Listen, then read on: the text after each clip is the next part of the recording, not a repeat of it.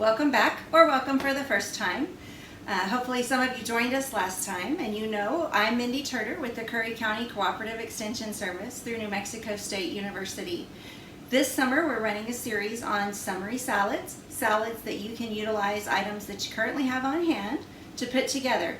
I think last time we shared a pea salad recipe that had come down through my family. Today we're going to make a corn salad, one of my favorites. It's very, very simple, very few ingredients.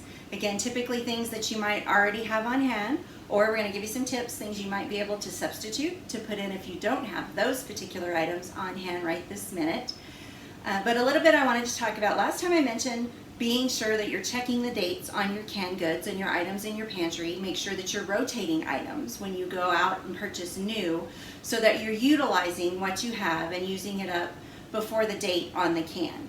So there's several different ways that our food have dates put on them, and so there's different things you're going to want to look for. Typically with our canned goods, they're going to have a best if used by date. Sometimes you have to look really close, sometimes you have to look really hard. I know a lot of times I have to take my glasses off and turn things around to try to find it, to figure out where it is, because some things it might be printed on the label. Typically with a can, depending on the variety or the brand that you're using, you're going to find it actually stamped onto the can itself.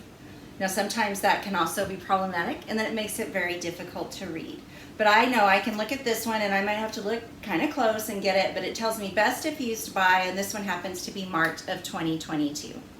Now, does that mean that this can of beans as of March 2022 is no good, period? Not necessarily. A best by date is going to tell you what time frame that food's going to have the best quality, the best nutrients, and the best flavor. Okay, we also find that some things tend to get a little mushy or have those problems. You're also going to see items that are going to have that use by date, such as eggs, maybe other things that you keep in your fridge. A use by date is very important because that's the date determined by the manufacturer that that item becomes problematic. So the main thing we talk about when we talk about dates is our food safety. So it's important to be aware of those dates, know the functions, know how long you can store items based on not just when you purchased it, but on the date that the manufacturer provides to you. We have an excellent handout on food storage through New Mexico State University. You can check it out through our website. You can get to that. That gives you the tips and tricks and all the things you need to know about how long you can keep certain types of food, certain types of containers, where to store those things to get the optimum use out of what you already have, instead of just overloading your pantry and then all of a sudden figuring out, oh, you know, we probably don't want to eat that. And the biggest thing to remember, if in doubt, you do find that can. When I was just going to get stuff out of the pantry today, I found one that said 2017. That one's trash. When in doubt, you need to throw it out. The last thing we ever want to do is make someone sick or cause a food safety concern related to our products. So be sure that you're checking those things and being aware of the dates. I'm going to set this one out of the way so that we can get to our actual salad for today. Salad is not always just about the flavors. We want the flavors to be good, but a big piece of salads is going to be textures. So the base of this one we're going to start with is corn. Now again, like we talked last time, you may have fresh corn that you're growing in your garden. You may have picked up ears of corn that you want to shuck and cut the corn off of to make this, or you may have frozen corn. Any of those things are fine. What we have here is a can of corn. If you watched mine last time, you also know that I learned a valuable lesson. I'm using my bigger bowl this time so that when I stir, I don't knock things out of the side of the bowl. So always planning ahead is a good thing. It's very important. You may not necessarily like corn. You may want to have hominy or some other type of a base. That's perfectly fine. Whatever it is that appeals to your taste. But again, the main thing with the base of this one is the corn gives it that nice rich texture when you bite into it and that little bit of sweetness. So pretty simple. This is mayonnaise, just plain old mayonnaise out of the jar. You can use a light, you can use a whipped salad dressing, you can use, well, you talked last time, sour cream is an excellent substitute. Or, you know, cut back the fat, cut back the sugar, use some of that low-fat, non-fat yogurt, and mix that in as part of your dressing.